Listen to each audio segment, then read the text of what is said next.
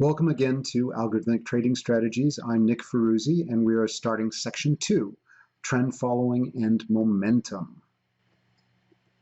Trend following is actually one of the most important forms of return or sources of return in most algorithmic trading shops, and worthy of consideration in all its aspects. Although you might think it's completely mined, it's actually it's a very steady source of return, and we need to know a lot about its properties. So first of all, let's look into momentum. Momentum, or trend following, is the most, as I said, the most widely known algo style. Ben Graham wrote about it and invested using it. That's Ben Graham of Graham and Dodd fame. That was back in the 1940s. And it's been proven to have worked for at least 200 years. So it's likely that people have been using it for some time, well before then. There are two major forms of momentum. We'll consider a little bit both, but there's cross-sectional momentum, which is basically the form that's primarily in use in equities quant funds, and is one of the factors in a form of French decomposition of returns in the equity market. And then there's time series momentum, for which we're going to spend a considerable amount more time on.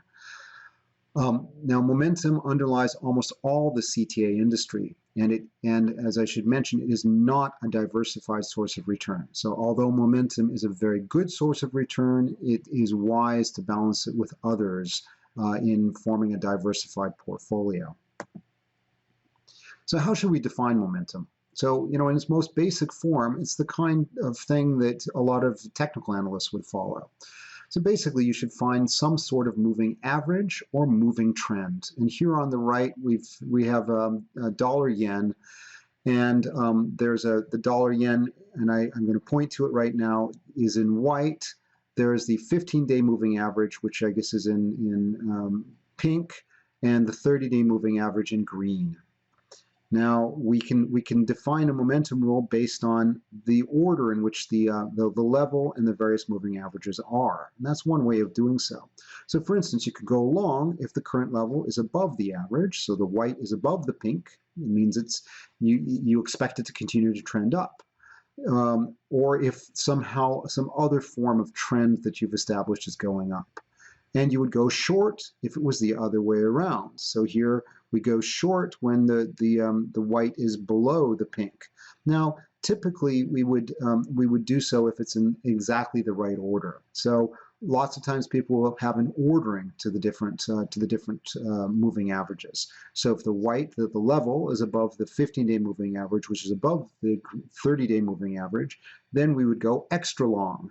If, on the other hand, they have crossed, like here we have back in November, they've crossed, we probably wouldn't have much of a position on it all.